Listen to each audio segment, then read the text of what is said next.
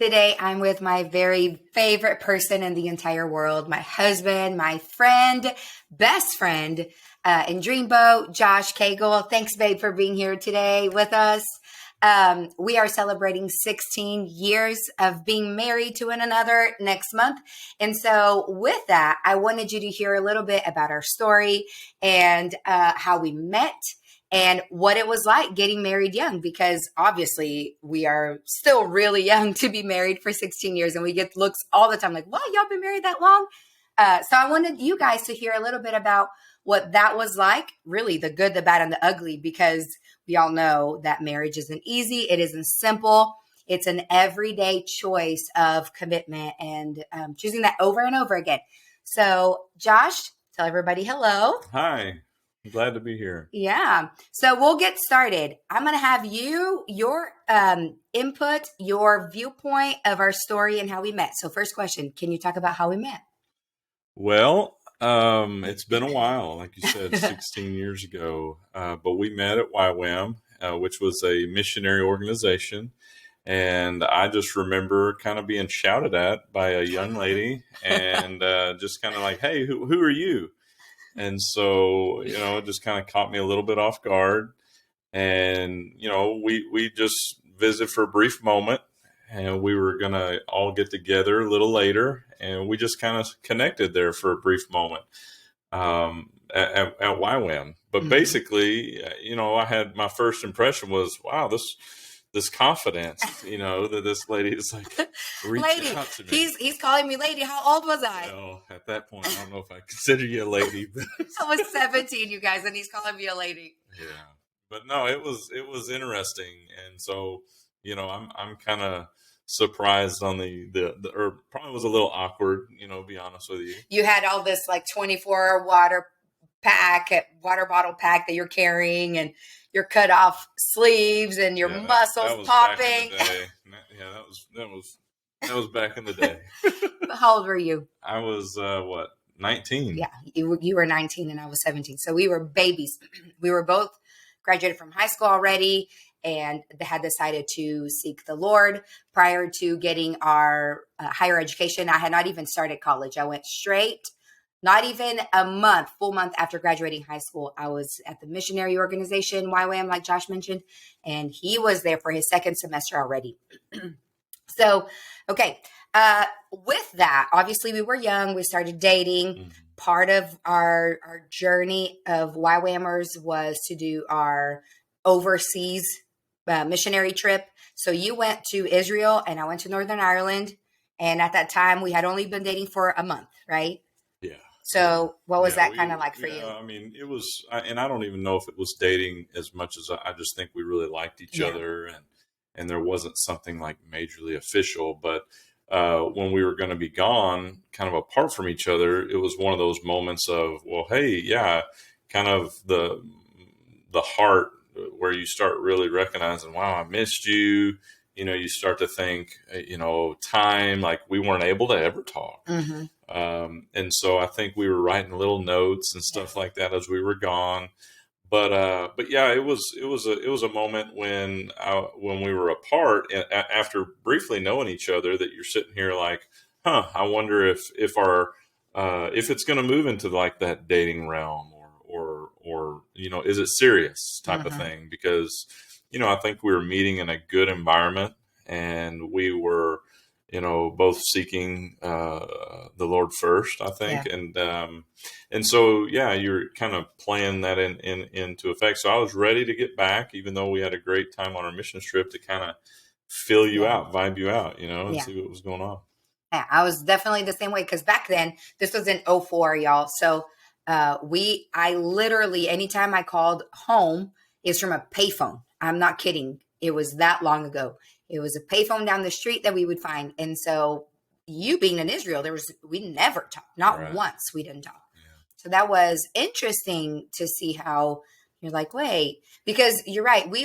Our relationship got established not on like love. It was, hey, I really enjoy hanging out with you and talking to you and getting to know you and your perspective. You're a deep thinker. And I, being 17, was never really challenged up until then with my thoughts and life goals and things like that, just graduating high school. So you definitely brought that out of me. And so that was cool. Now, how did you know I was the one? The one? Yeah, I don't. For all the guys, that's a tough question. So you better walk that really, really delicately. But we've been together long enough and talked about this long enough to where my response to a lot of that is I don't really know if I really ever knew. Mm-hmm. And so I know that you had at some point later on in our relationship, after I had already gotten engaged with you, had told me kind of these stories of what the Lord had spoke to you, that we were going to get married and this, that, and the other. But as for me, and knowing like that you're the one, I feel like all the way up until after I proposed, all the way up until our wedding, I was questioning the thoughts, questioning, and not a way of like, oh my gosh, am I making this right choice or what? It was just in a way of like, this is huge and it's life altering, and can I make a commitment that big? And like you don't want to worry. And so yes, sometimes I was like, God, I need an answer, and I don't know if I had this, hey Josh, like you're supposed to do this. So I just remember kind of being faithful in that mentality of, hey, we've been dating for a year almost. We got engaged. We were engaged for a year. It was kind of like a step-by-step process for me. And even still, it can be that way. Yeah. So what he's talking about, what God told me is when I was in Northern Ireland, we had only been together for a month, didn't really know each other that well. Obviously with our previous unsuccessful relationships, being young and dumb, whatever. What God told me very clearly, I can't even tell you what scripture it was. I don't remember. I never marked it in my Bible, but he told me, you're going to marry this guy. and I could not come home and tell him that, first of all, that freaked me out. Because it freaked me out too. And I was like, God, I don't love him like that. Cause like what you said, babe, we weren't there. Like we were getting to know each other. It was never like when you're probably 30 and starting to date somebody, you're like, hey, I really could see this going somewhere. Cause you're older. We were babies, but God clearly told me. So there was this piece about walking, like you said, this step by step and day by day of the different roller coasters of dating, right? Well, yeah, and I even remember like, being so young and kind of thinking about like, especially once I decided, hey, I think I'm going to ask you to marry me, that, you're sitting here talking with, or knowing you need to go talk to the father-in-law and first talking to my dad, and they're both like, what? Or at least my dad was like, are you sure? Like, this is so early. Y'all are too young. And he wasn't really for it at the time. And now, but I got both of their blessings, but it was just kind of, which was a big thing for you. You asked the Lord for that. It was. Yeah. But it was still in the sense of, naive. And so, those things, when you're talking about knowing the one, I was definitely battling like, am I being naive or am I making this right choice? There were a lot of questions. My brother asked you too, right? Yeah. I think he actually asked you. Oh, he did ask me. But and so it was like, wait a minute, Aaron, I thought you were on my side. And it was never that he questioned you. Correct. It was like, hey, this is my little sister. I need to know that you're for real. Yeah, I mean, you don't that you see, what is that movie, Crazy Stupid Love or whatever, and love's so kind of interesting to talk about, and that could be a podcast maybe for another day. But it's just one of those things to where you definitely want to make sure that you're not just in this emotional state. Sure. Right. So how old were you when we got married? Well, I was 21 and you were 19. And you were my guardian during our honeymoon. That's true. Because we went on a cruise. My parents obviously didn't go. So we literally had you sign off on things for me. So that was interesting. Yeah. And at the time, we were in the middle of the purchase of our first home. Right. Yeah. So we got married as babies and started making decisions right away as babies, right? Right. That's right. Okay. So now, in your opinion, of with us getting married young, what has been the best thing about getting married so young? Ooh, the best thing about getting married so young. Well, I would think that there's several things to me now. That looking back, the one of the great things I think about is that you go through everything together. We moved to this area together. Didn't know anybody. Like you said, we were 21 and 19. Basically, it was my first real job outside of high school and kind of off and on at college and YWAM and this, that, and the other. It was my first real job. And, I think what was really, really cool about getting married young and has been cool is every decision we've made at this point, kind of like from leaving your parents' house to now, has been together. And so whether that's been good decisions Right. or bad decisions, we've had to go through a lot of that stuff together. And so it's really kind of created that oneness in so many ways. Now, we can get off track and out of sync and this, that, and the other, but the baggage that I could project, if I were getting married now, which I don't think there's anything necessarily wrong with that. It's just for me. I'm very all in type person. And so, if I were to, be that, it's kind of like, wow, I might have gone this direction. Now I've got to come back and be with you versus, hey, we're going through the trenches and the mountains together. Yeah. So it was good. It's been good for us. And, there's some other things that I know that, you can flip the coin and say, well, what is the worst thing that you could project on getting married young? And if you have something you want to share, go. Yeah. Sometimes you can think, well, I didn't have that childhood life of, we didn't go to college. We didn't get to go see. We did, but. Well, yeah, true. But it was night school and we didn't get to go, to the football games. I've actually never been to a college football game. And so there, but so you really have some things of what you could have a chance to experience in the world, maybe traveling with friends or something like that, being a part of a sorority or fraternity or whatever things out there would have been really a piece that would have been there had we not gotten married so young. And then some of the things that we didn't have any money. That's probably one of the things that was scaring our families was we didn't have anything. I mean, we were trying to buy a house and bought a house. And I look back and don't know. We bought bedroom furniture. We bought one living room set. Yeah. And then we bought a kitchen table. Yeah. That was the furnished home that our first home. It was,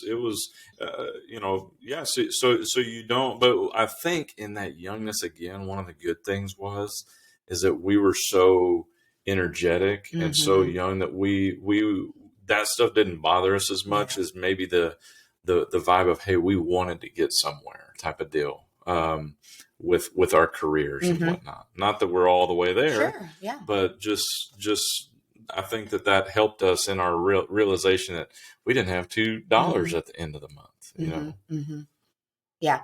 Well, I think if we were to flip the question out to me, I think my best thing is that, like you said, you are an all-in person. And so because of that, you have always driven me. Like, what is it that you want? You've always asked me that. I want you to pursue something for yourself. And so that's been really helpful for me to do even that internal work. Like, I don't know what I want. When we got married, I was working at Tom Thumb as the checkout cashier, and nothing against that. But again, we were super young, so I hadn't even been anywhere.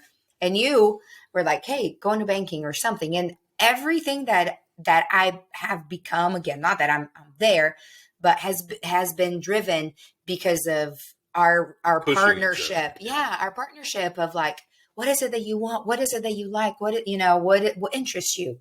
And so, in my opinion, growing up together, if we want to use those terms, you have helped me in that. You know what I mean? That had we not had each other, I don't know that I would be here, Yeah, you know? I'd like to think that I wouldn't be as where I'm at without you Hmm. for sure. Yeah. So Okay. So we've had this conversation several times with our boys now. Now that we have three little boys, really getting bigger. How would you feel if they came to us and wanted to get married young? Let's now be in our parents' role.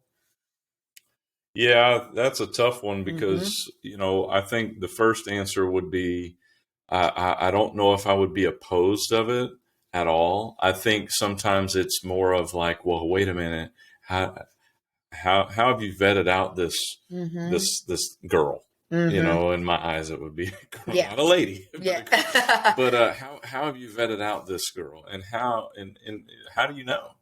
I think that would be my hardest part is just because I challenge them a lot and push them and want them to do well is to really almost uh, wonder if I'm going to listen to the challenge I would give them on, Hmm. hey, how do you Yeah. know she's really the one? Because Hmm. sometimes they might be trying to tell me, and I have my own answer to my own Hmm. question. Like, no, you don't know. Yeah. You're too young. And so I think if I could get outside of that somehow, it would definitely have to be the Lord. But it would, I think I would definitely be for it.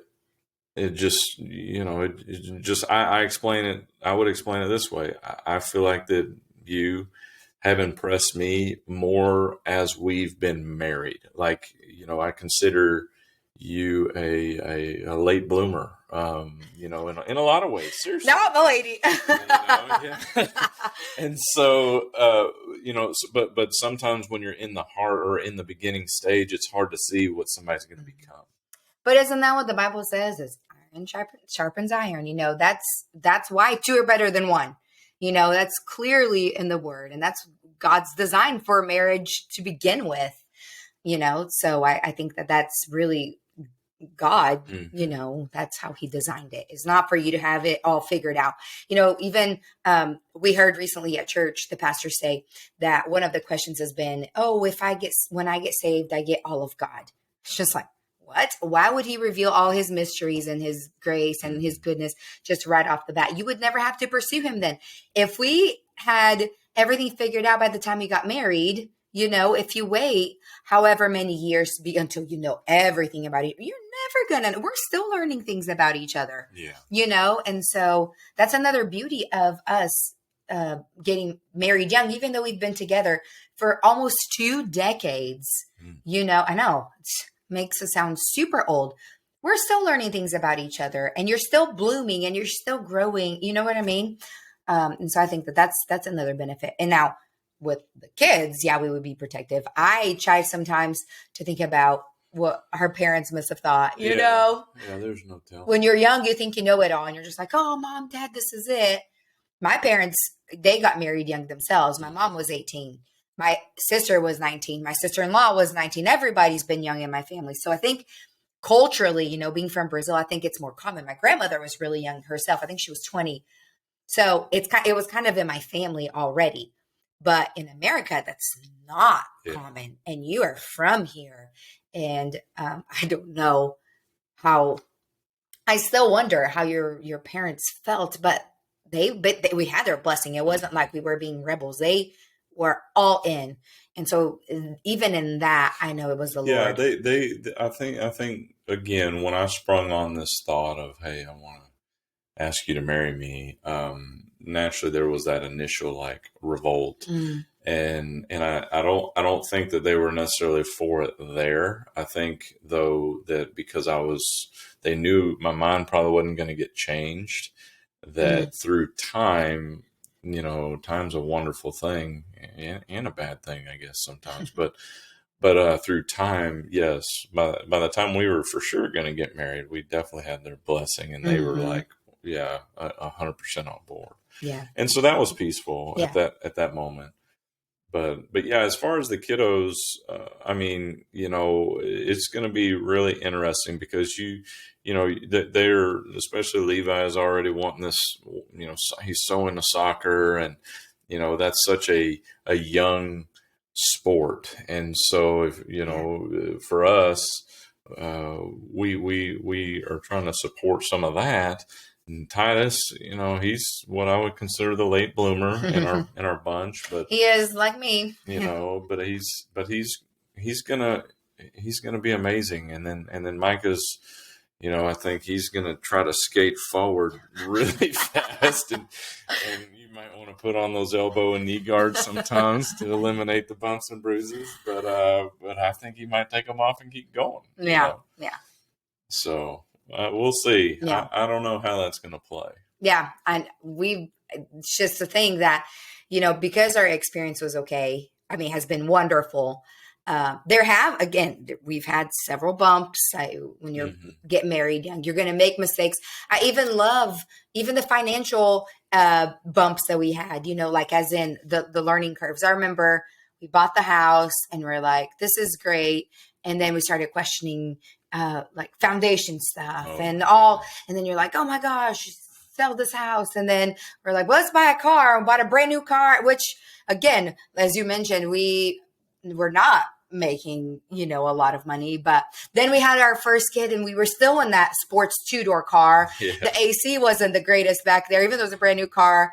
We had the car seat back. We're like, okay, this is time for a family car. So all those lessons that we've learned, what would you say would be your number one lesson to suggest? As in, like, if you're a newlywed and you're listening to this, what would you say? Hey, learn this early on so you can save a lot of your heartache, headache, whatever. Oh my goodness. Well, I think one of the top things would be to learn how to fight. I've said that many times. You think about a boxer or something like that. They study their opponents. And then they know what they're good at. As far as themselves, they know what they're not good at. And so, yeah, we've always talked about, learning how to fight. And in the beginning, our first year of marriage was amazing. We didn't have any issues. And then all of a sudden year 2 hit and it's like, wham, we couldn't, go 3 days without having some sort of argument. And it was unhealthy. It was bad. And we were, I'm a raise my voice kind of guy, and I'm already excited and screaming, hollering all over the place. And you're a shut down, leave me alone type of gal. And so we weren't drawing the best things out of each other. And still, even to this day, we have to realize, hey, wait a minute, we're getting into this argument. But what's helped us, I'll never forget, one time in our first house was, we were arguing, and it was this moment of, I'm going to give you this time. I think it was at a marriage marriage conference that we went to. Okay, and the pastor told us somebody, and so we practiced that, and talk about it. You didn't talk about it. What happened is that they said that one person's a solve it person immediately. The other person's probably, hey, not wanting to solve it immediately. And what they talked about was you can have both.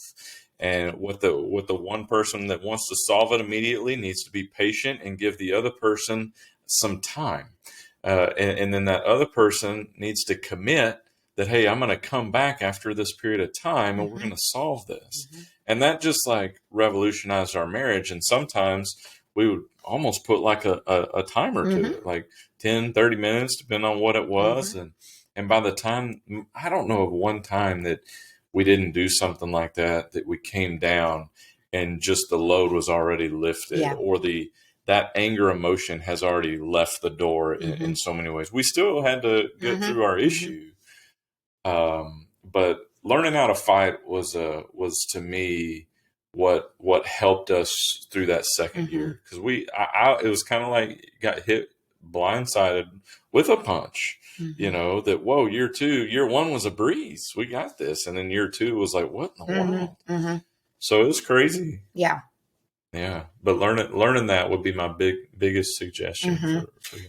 I would agree. And I even knew, whenever I was thinking about this question, I already knew your answers. That means I really know you, because it's a strategy that we really share a lot. If we go to wedding showers or if we meet people in general, not even newlyweds, just through conversation all the time, with friends, whatever, we talk about this because it really did almost save our marriage, obviously keeping God at the center it was even our verse on our wedding invitation, the cord of 3 strands, it's not easily broken. And we always saw that, from the very get-go that was our family. But you're still 2 humans, coexisting. And so how can you still let go of your flesh and somehow, and I think that in the podcast, we talk a lot about responding, not reacting. And probably should listen to that.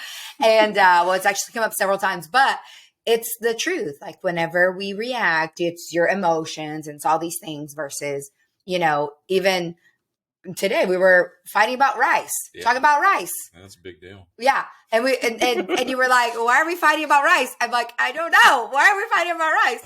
We're like, I'm sorry, because we weren't getting anywhere. She's like, whatever, who cares who the best cook is? But rice was good today because you taught me how to make good rice, right? I'm telling you that but it's the point of like, we don't need to react. It's more of the responding of like, hey, this is what we need to do about the rice, right? Versus having all these emotions tied to it. Would you add any other strategies?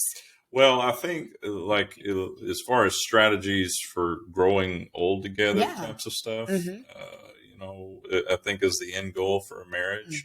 And I mean, to me, the first real strategy in my mind with that would be, knowing each other's love language. I think that's a big deal. Yours is quality time. And so I think it's recognizing. Yours is? I don't know. Oh, whatever. What is yours? It's definitely physical touch.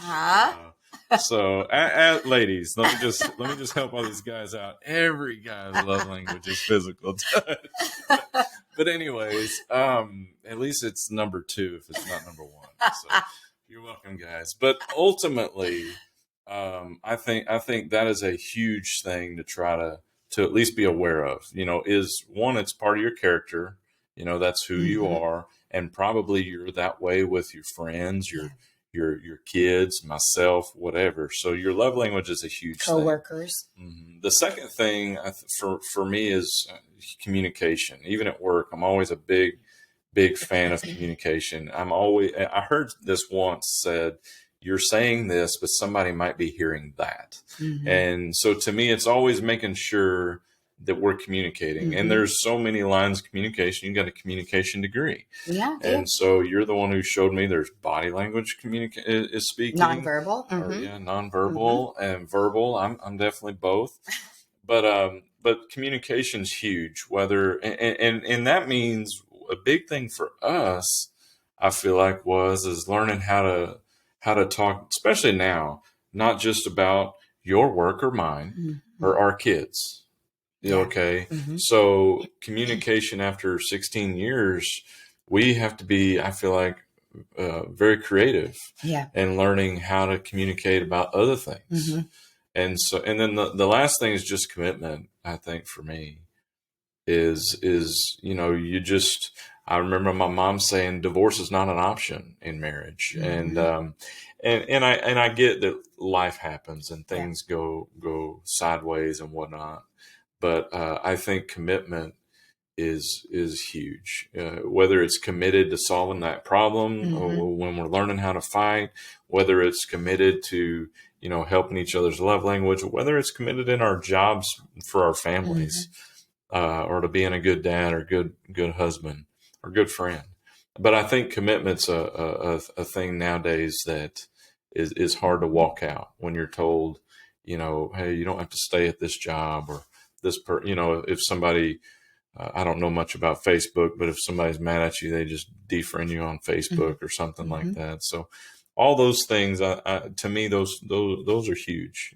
And I think that's what I hope to continue with. 30 more years or 60 more years or whatever. Longer than 30, man.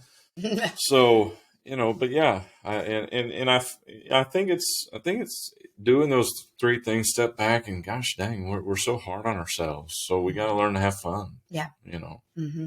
Whenever you were talking about communication, I had one time I don't know, listening to something, probably a podcast, and it was talking about creative date ideas, and it was to have random questions, as in like, what is your favorite color? What's your favorite food? What's your favorite restaurant? Just things that you generally don't like. When I had never asked you, and we've been married for a while, probably 12 years whenever we had this date. And I went with questions, and you didn't even know that I was doing this. But in the back burner, I had been coming up with these questions. I didn't even know your favorite color until Well, I then. still remember that because it seemed like that there was a period in our marriage where we were just kind of talking about the kids and the work. And I remember you brought out that treasure box, it looked like, with the popsicle sticks. And they had topics, where do you want to go on vacation? The top 3 spots, or, just different questions. And as silly as that might have been, it still was an eye opener to, make sure that we're talking, make sure that we're being creative, because you got to be creative, or, it does get kind of mundane. Yeah. Because then you can just become partners, but you're really friends beyond husband and wife. You're still friends, and you want to have fun with friends. That's what really friends are for. They're for each other, and accountability partners. There's a lot of avenues of friendships, right? So that to me is you just staying friends, so I think that's really big. I agree. Well, high five. Thanks for being my husband for a really long time. I love being married to you. I tell you that all the time. You're a great husband, great friend, great dad.